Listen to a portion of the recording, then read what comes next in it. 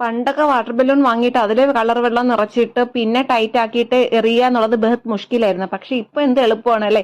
ടാപ്പിലോട്ട് കാണിച്ചു കഴിഞ്ഞാൽ എല്ലാ ബലൂണും വെള്ളം നിറയും. അത് അതിലിങ്ങനെ പിടിച്ച് ഇരുത്തിടുന്ന പോലെ പിടിച്ചിട്ടാൽ മതി. എല്ലാം ടൈറ്റ് ആയിട്ട് കെട്ട് വീണാണ് വീഴുന്നത്. How did you do that?